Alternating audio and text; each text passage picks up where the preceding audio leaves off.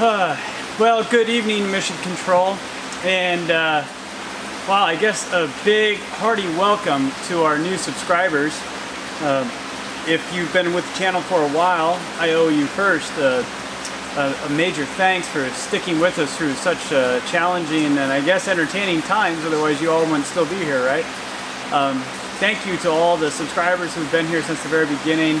You guys, all your inputs, all your help, everything you've done to help make this facility, Habitat 1, possible is truly appreciated.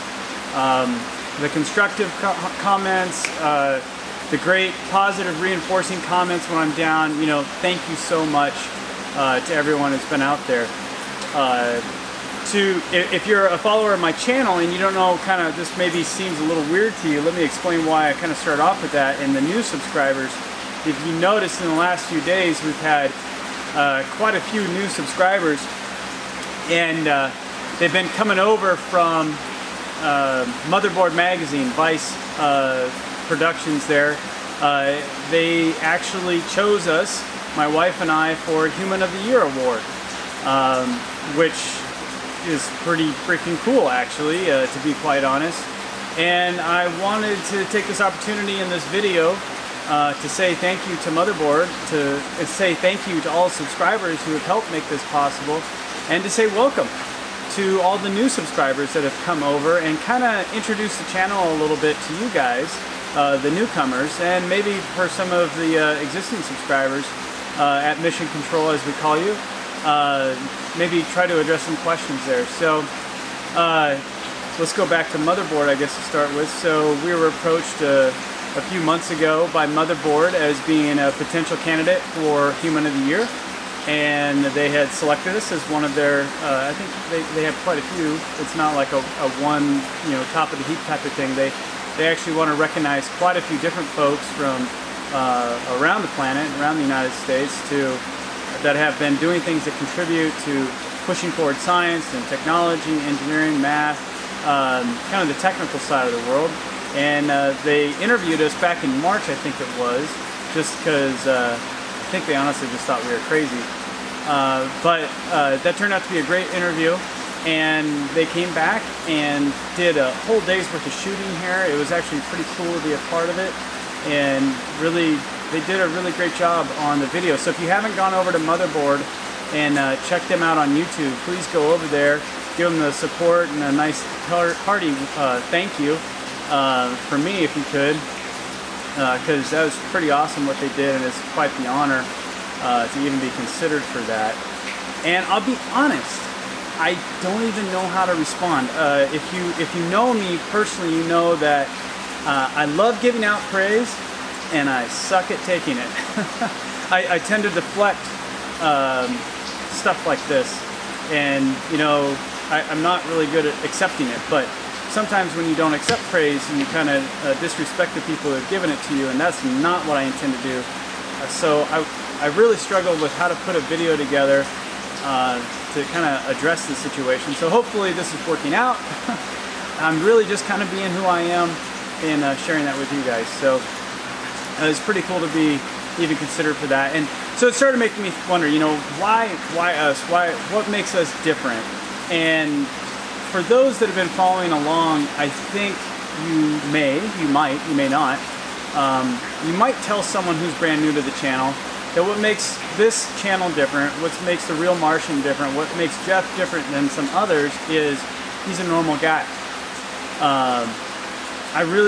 I think I feel pretty strongly that that's one of the things that makes us different than universities, large businesses, research institutions, large farms, you know, huge farms.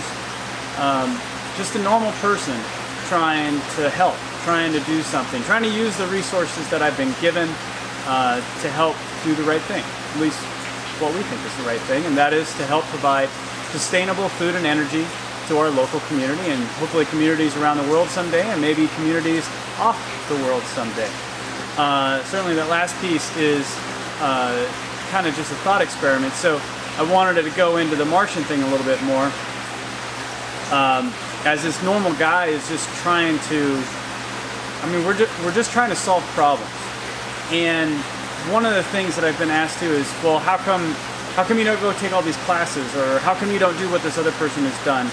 And the reason for that is I want to take a systems-based approach to trying to design a system that feeds a family of 4 sustainably, produces enough energy and food for that family of 4. So it took quite a bit of time to do research and come up with an initial design, and this is way bigger than a family of 4, and I'll get to that, I'll come back to it. But if I go take a class, if I go do what someone else has done, there's a chance that I could get tunnel vision.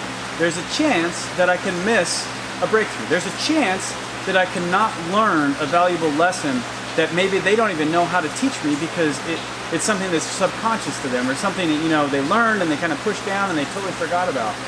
So I'm worried about, you know, doing stuff that other people have done just because it makes it easier, but in doing that, missing the real lesson. Let me describe that in a way that maybe is a little more metaphorical or analogous to it. Is I could go to a class and learn how to use a calculator so that I know that I can type in 2 plus sign, 2 equal sign, and the calculator will tell me it's 4. Okay? And I know because people have told me that the calculator is right. But what I didn't learn is why is 2 plus 2 equal to 4, unless of course I went to school and I learned the hard way that if I had 2 apples in this hand and another 2 apples in this hand and I put them together, I have 4 apples, right? And of course that is a very simple analogy, but it's true, right? Is you have to go through the education to really understand the theory, understand the reason behind things. Otherwise, you're just typing in 2 plus 2 into a calculator and you're getting the answer, but you don't really understand the answer. So that's why, to answer some of the subscriber questions out there, why we haven't gone out and just done what other people have done. That comes at a cost. And that cost is usually in time, physical energy, and money. We spent a lot of time designing this system, coming through and coming up with initial, here's why we're doing this is why we're doing this. It wasn't thrown together on a whim. We actually really tried to design it and put it all together correctly. And I think for the most part we got it pretty close. But if you've been following along for a while, you know that it's had its challenges, and it always will. Anyway, so it does come at a cost, there's no doubt, and I recognize that. And I'm hoping that our approach, which is more of a bottoms up, really kind of more of a pure approach to food and energy, will help you guys. We're not charging for anything. So all of our lessons learned are things that you guys get to take advantage of. So another thing that I think I get either stated or unstated questions about is, do you know what you're doing? And in some cases I'm pretty upfront that I don't know what I'm doing. I'm not trying to hide it. I am certainly not pretending to be an expert. I'm not a PhD. I don't have a really cool label in front of my name, which goes back to the first thing is just a normal guy. I got a decent education. I'm an aerospace engineer. I went to Embry-Riddle Aeronautical University. I joined the Air Force as an aerospace engineer. I helped design satellite systems. That was pretty cool. I work for an aerospace company now as a program manager where I help oversee new product development. So I got some good experiences there that I'm just trying to use to help. So my wife and I, a few years ago, we were sitting there at the dinner table. We're Christians, and every night I pray, we pray, and we say, you know, God, please, thank you for this blessing, thank you for this food, and may you please provide food to those who don't have any. And after years of saying that, finally one day, I just, there's a term called gobsmack, G-O-B. Well, I got Godsmack. Whack! And it was just like clear as day. He's like, well, that's what I sent you for. You keep saying you want to give sustainable food, or you want to get food to people. You keep asking me, why don't you go do something? I gave you legs, I gave you arms, I gave you a brain, I sent you to school, I gave you these opportunities. Why don't you go do something about it? So that, I think, is another thing that makes me different. I'm pretty open about that. My motivation comes from, I'm trying to help. Oh my goodness, I am totally crazy. So anyway, my wife and I, after the Godsmack moment, started really getting serious. I had spent 5 years already before this researching with my dad and just trying to figure out sustainable energy. And eventually, after 5 years and then that moment of whack, we decided let's do it. So then I spent a whole another year doing system design, using my engineering tools that I have available to me, CAD, computer-aided design, simulation, wrote a simulation. We did small-scale experiments in the house, and it worked. It's great. The only thing we didn't do in the house was energy, because that part was going to be solar panels and anaerobic digester. So anyway, we put it all together, we tested it small scale, wrote a bunch of requirements, documents, really looked at the system, all the different components, even down to pipes, the types of pipes we're going to need, put that all together, and we built this thing. It's been 2 years worth of building to get to this point, and we still have a little bit further to go. We haven't contracted anything out except for the propane heater, which just currently kicked on, as well as the cement pour.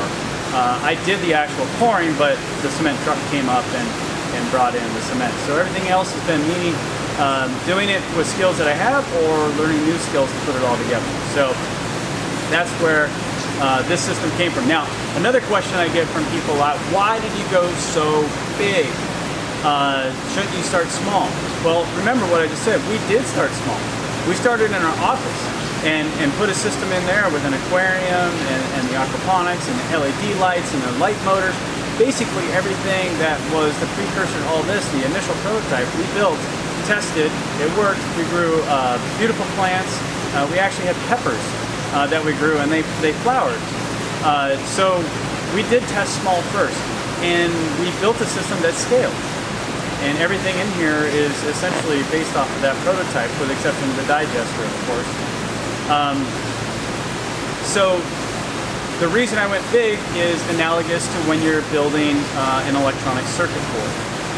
For those that aren't familiar with it, there's a step, so like idea, design, you do something in here, and then you build a prototype, and then you build the final thing right after some testing. Well, that little thing in there that I didn't give a name is called a breadboard, where you don't really try to shove everything into a really small area. You actually don't worry about area at all. You worry about functionality. And you want to make sure that your ideas, your theories, the way that you want the system to function on the circuit board, that it is going to function. So you set up your resistors, your capacitors, your inductors, your little LEDs, your knobs, and all the little blinky flashy things, and you make sure that your design works. This is a breadboard. That's why it's so big. That's one major reason, and the driving reason, the one that we really decided is, let's not worry about a small space, because we want to figure out how to get the energy side, not just aquaponics, which is making us different as well. We want to figure out energy and food together, not one or the other, but both. So we have an anaerobic digester, which is essentially like a cow's stomach, and that breaks down organic waste and generates methane that we can burn. But that project is on hold because we can't solve the loading problem yet, and you can go back and check out previous videos to see all that, but that's going to be something we deal with in 2018. We have solar panels to bring energy in. Those are pretty easy, but guess what? When it snows outside, solar panels, no bueno. They don't work. They don't work as well. When they're covered in snow, they don't work. And when there's huge snowstorms that you can't keep up with the snow, they really don't work. So that makes it pretty important for us to figure out the digester, which is our non-solar based energy production need, and what I believe will be the answer to sustainable energy. But I'm just a normal guy, so I gotta prove it to you. So yeah, we went big, and the second reason we went big is we're self-funding this. This all has to pay for itself. So what you're seeing is actually more of a commercial level facility that could generate, in aquaponic lingo, it can generate enough food for 16 families of 4. That's the design size of this building. So one building this size with vertical growing, which is what we put in the racks behind us for, can do 16 families of 4. And we're not there yet. In fact, the aquaponics, we're just getting started. And the reason for the late start on the aquaponics is back to that it needs to pay for itself. We put all of our money out here. We cashed out a bunch of our retirement and put every dollar that we had into this building. We're about $200,000 into it of our own money. We haven't been able to find an investor who cares about the triple bottom line quite yet, but hopefully someday we will. Although that has goods and bads with it. And so we have started selling microgreens, and we're only doing that to help fund all of this so that we can get to the aquaponics, so we can get to the sustainable food and the sustainable energy, so we can help get this system and make it a lot smaller and affordable for everyday normal people. Not superstar rich farms, not people who are just like got lots of money to blow, but a normal family, the median family. And then if we can do that, it'll be affordable enough to where we can work with other people and get those affordable family of 4 units and hopefully get them to other parts of the world where people can't afford anything and maybe bring their quality of life up. Now that's not without its own challenges, cultural challenges, logistical challenges. Those are all challenges that I would welcome the opportunity to work on. So the microgreens are there to help fund all of that. The system's got to pay for itself. To run the heat without insulation is $2,000 a month.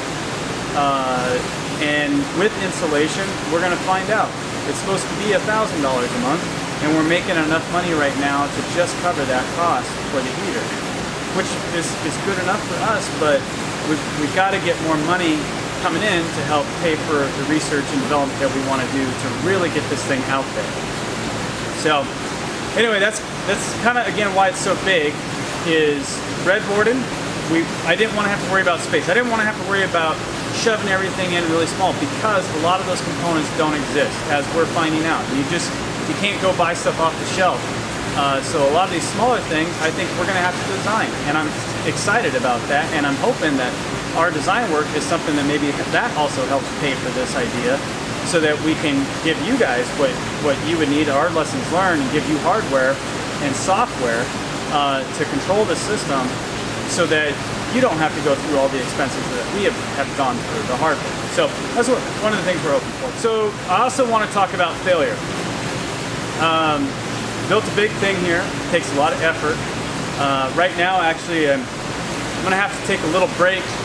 So you're going to see a few less videos here at the end of the year and probably beginning of 2018.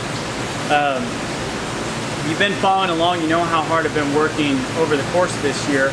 Our objective was to get all the construction done on Hab 1, which is what you're looking at, and we did that. We wanted to get it all done this year, no major construction for next year, because we've been in construction mode for 2017, all of it, and 2018, all of it, and just worn down. And my body is letting me know that now. I'm 39 and can't do everything I used to do, even though I push myself that hard. So pretty sure I pulled some tendons in my arm here. It's getting pretty hard to lift things or even just kind of sit. It gets pretty throbby. I also think I pulled some muscles here or some tendons in my chest. So I'm going to take a little bit of a break, let the body do some healing, and maybe get some videos up that kind of give you some more overview stuff. So maybe not as many projects, but more system overview. But we wanted to get all this construction done this year so that next year we can really focus on just operating the system, growing, and then solving some of the key problems, growing operations, the plants and everything. It's definitely taking a toll and just kind of need to take a break here. Again, I'm going to try to get at least 3 videos out per week, but it might drop down to 2 or 1, so forgive me as we go through the holiday season here. And we'll get it really going once I get fully recovered, but yeah. It's been tough. So I kind of want to go back, and I'm hoping maybe through kind of the winter days here I can actually show you guys some before and after of where we were at, where we were at and where we are now at, and then also talk about where we want to get to. So, but in short, where we want to go is with major construction being done this year. Next year we have a serious choice that we have to make, and we're working on it right now, and I guess I'm putting it out there for you guys. I welcome your inputs, but again, along the idea of we have to pay for this thing, the microgreens. So we're at the point where our capacity, we could pump through $275,000 worth of microgreens per year in revenue generation. That's total revenue. With profit in it, that could help fund, not like one giant thing at a time, but could help fund Habitat 2, which is the prototype, where we start, hopefully, either we're going to do another big one and really refine it, or start getting it smaller, maybe down to the Connex size, where you have food and energy, which is the thing that makes us different. We want food and energy together.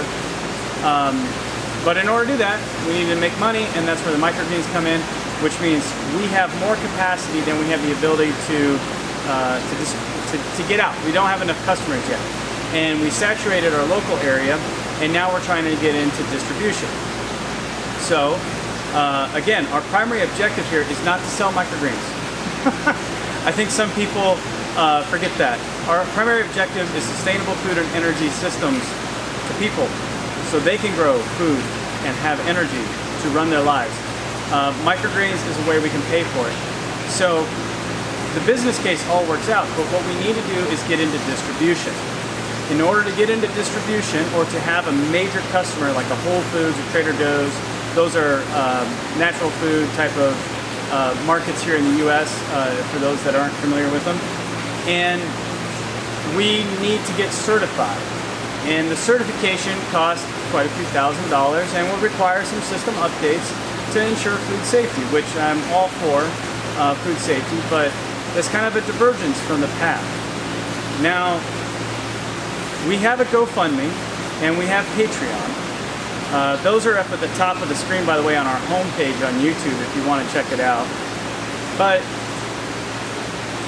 we would have to get like at least $3,000 a month so that we can pay for the heater, the electricity, the servers, and the support, the equipment and the supplies that we need here. We're kind of back to, if we want to keep going, we're going to have to sell microgreens. Now, I'm open for other ideas, but microgreens are like the most like cash revenue generating. So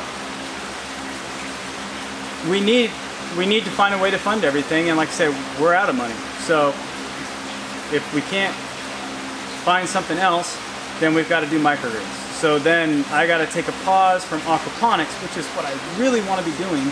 And I want to get the automation going. I want to get, there's so many things that we have that are cool parts. I want to get a 3D printer. There's some stuff I need to print with the 3D printer that would really help with our fish waste. Oh my goodness, there's so many exciting things. I am totally jazzed about it, if you can't tell. Then we have the digester. We're gonna have to do a custom grinder. I've talked to a university in England and a local university here, Washington State University, and they told me that with small scale digestion, everybody runs into the roadblock of how do you feed it. And so let's solve the problem, man. That's what we do here at TheRealMartian. We solve the problems, right? Normal people solving problems, but it's gotta be repeatable. It's got to be affordable. I don't want a hack job. I want a nice, well-engineered product that people be proud to have and that does the job. So there's so many cool things that we could be working on, but in order to keep the lights on, keep the heat on, we've got to get that money. So we've talked about, do we shut down for winter? Well, no. If you shut down for winter, you actually kind of lose your summer customers as well, because you lose market share. You got to rebuild it all again. So we want to have that niche in the market where we're actually able to grow all year round, and that's what we want you to be able to do. So it makes sense that by making us a commercial activity, it forces us to be extremely affordable, very efficient, and that's what everybody's going to want to have, because there's a lot of aquaponic system designs that you can go out and get, but they're not efficient. You get a lot of cool parts, but you don't need them all. They're just like cool, you know, like, hey, that's cool. I don't really need it. So anyway, we'd really like to get to that aquaponics, but again, it's all about funding. So I know subscribers at Mission Control, I think I'm talking more to you than I am the new folks, because a lot of you have asked. I think there's maybe even some gripes about the fact that we kind of focused on the microgreen side and like building the cooler that goes in the Martian delivery vehicle, our rover. I always love having fun with that. Anyway, it's kind of, how come you're kind of deviating from the plan? Well, we're not. We're actually, this is our plan. But in order to get more money, we got to generate that money somehow. So I'm totally open for ideas. You know, reply in the comments. Let me know. So if you're brand new to the channel, I hope you take advantage of the comments, because we've had a lot of great collaboration that's taken place. Again, don't get mad if you don't see me on there, because full-time job, designing system, now taking a little bit of a rest to physically recover. You know, I just can't get on there, and when I recover, I tend to mentally and physically recover, which I try to check out, because I've noticed with my brain, it's like constantly chewing on problems. So if I'm reading my YouTube comments and I'm on the web, that means I'm researching. That means I'm trying to solve problems, and that wears me down almost as much as being out here working. It's just kind of how my brain works. So, but please comment, please contribute to the comment section. Send your ideas. Subscribers at Mission Control, you know that some of your ideas have made it in here. You guys have influenced me. So YouTube isn't for The Real Martian. It's not just me giving you stuff, but you're actually contributing to this project from afar. So really hope that everybody takes advantage of that. I think it's really cool, and I think that gets me to where I need to wrap this up. Kind of a long session here, but welcoming to all the new folks. One of the things, let's say we totally fail, and there's not a day that goes by that I don't think about that. There's also not a day that goes by that I don't question my motives. Am I doing this for the right reason? Am I just full of it? Have I lied to myself? Have I lied to others? I think the answer is no, but I'm scared of that, because I do want to do the right thing. I really want to do the right thing, but when you see failure in front of you almost every day, like a step away, you start to doubt. And I think I do have selfish, you know, I guess it's kind of like confession time. I can be selfish. Shocking.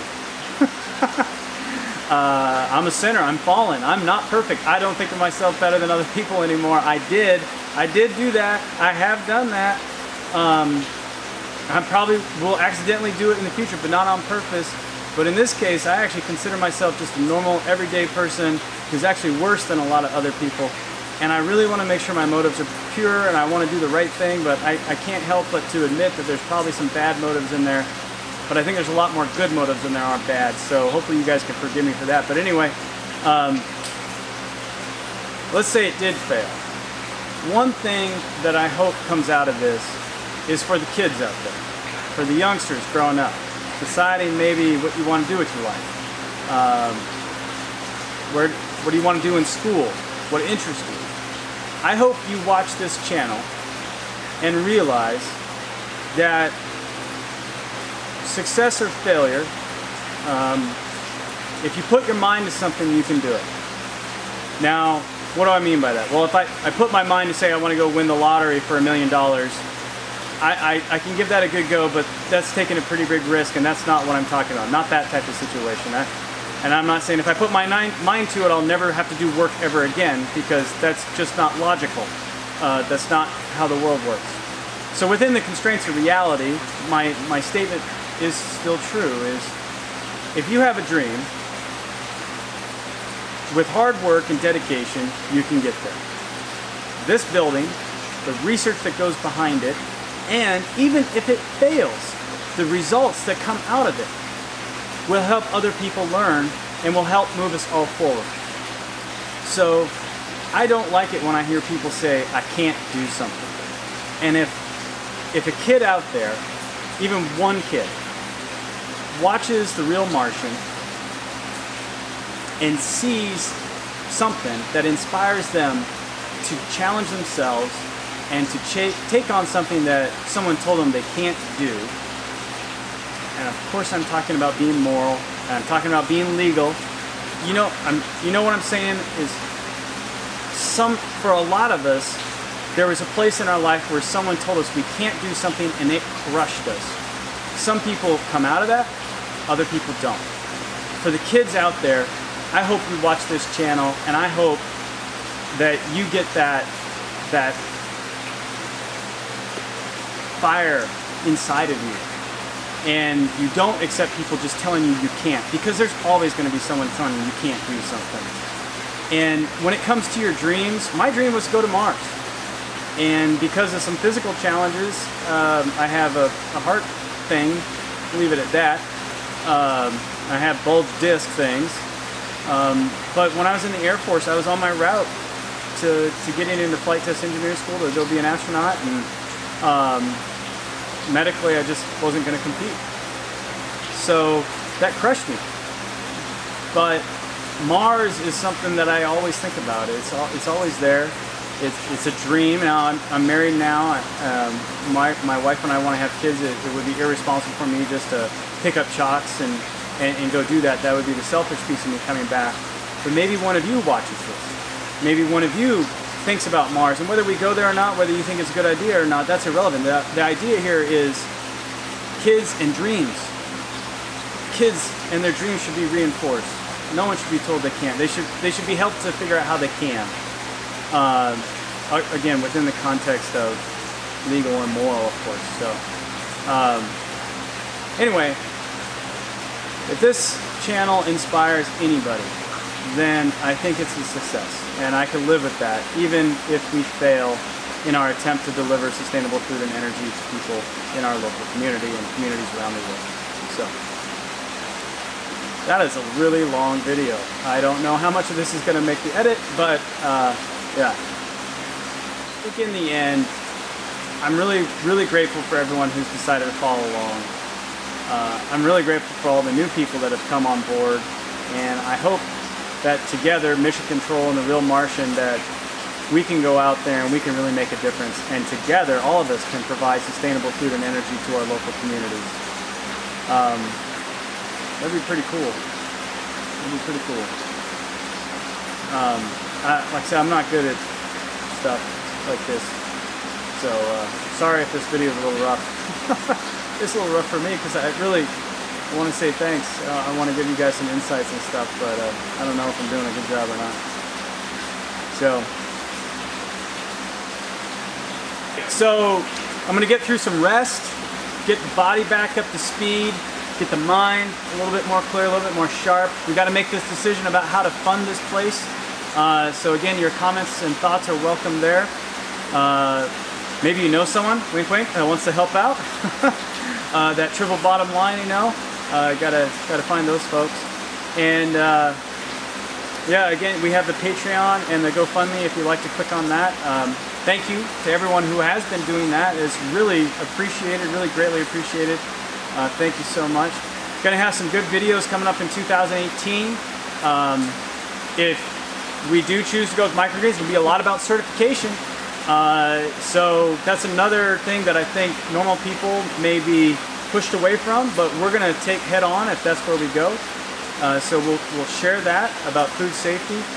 We got a lot about automation to do. Oh my goodness, there's so many things with automation. I want to get to the point eventually where I have my custom circuit boards coming in from a vendor and not using Arduinos anymore. I want to get rid of all the stuff I don't need. And get to a really cheap platform that you guys could buy if you like. So really want to get there. The software, oh my goodness, we have the mobile app that we need to design. Looking for people if you want to help with that. That would be awesome. Man, servers, logic. We got the dead man switch to put in place still for when the power goes out. We got flow controls. We got sensors. Oh my goodness, there's so many things that we need to do. And I'm excited to get to. And none of them are the major construction like what we've had, so should be able to get through it pretty good. We got lights coming for lanes 1, 2, 3, and 4 for aquaponics. Just going to take me some time to put them up. Got the other control boxes to install still. I mean, 18 is going to be packed, man. We're going to have some pretty cool stuff. And this place is probably going to look exactly the same, only it's going to have a lot more of that pink light behind me, or purple light, whatever color. Is that fuchsia?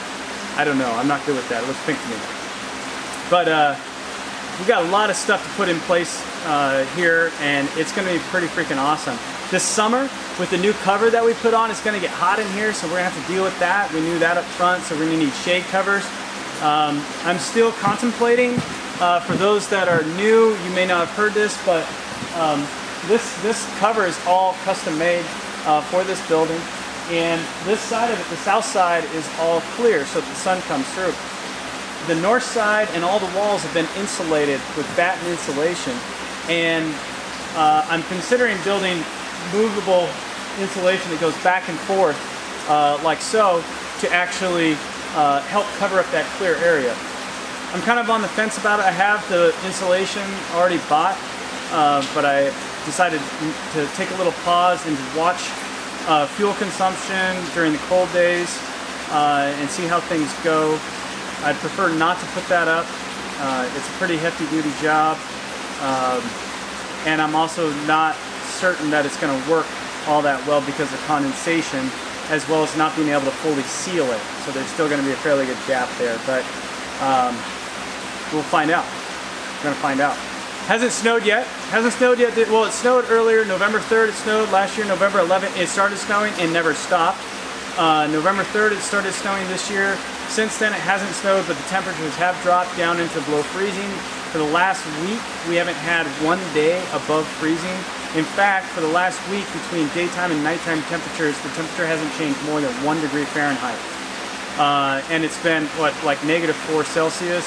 That's like 25 Fahrenheit, right? So it's been really cold. Building did really well. We'll see how the fuel usage goes. Initial calculations on the fuel usage are that we're using 36 hours less of propane than what we were before we had the insulation up. That's initial numbers, and that's during the coldest time too. I'm trying to normalize it to temperature, and I'm having a hard time getting that so I can remove the temperature variation, but that's pretty hard. So anyway, there's a lot to do. There's going to be some cool stuff, so welcome to the channel. Thank you again to everybody who's been a part of this channel.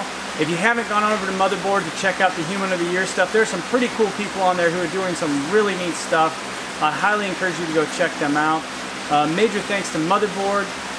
Huge thanks to my family for all of your support, for your efforts. You guys are awesome. I love you. My parents, thank you so much for your support, not just only recently, but for putting your boot to my butt when I was getting out of line when I was younger, and really giving me the discipline that I needed to get my head in the game and to do the right thing. Otherwise, I'd probably turn into some really extremely spoiled brat and would have never done this. So thank you for you guys. Thank you to my wife, my beautiful wife, Alicia. Thank you for all of your help and for your commitment and your sacrifice to make this possible. And finally, and most importantly, thank you to God, thank you to Jesus for the life that you've given me and for the forgiveness and grace that you've shown me. I hope that your work was done here. So, everybody, thank you so much for being here. Hopefully I'm getting across the fact that I'm really quite grateful for all of this. So thank you, thank you, thank you. If you enjoyed this video, if you enjoy being on the TheRealMartian channel, be sure to give us a nice thumbs up. You can also follow us on Facebook and Twitter, and be sure to hit subscribe and tell your friends about us. In the meantime, everyone, this is TheRealMartian.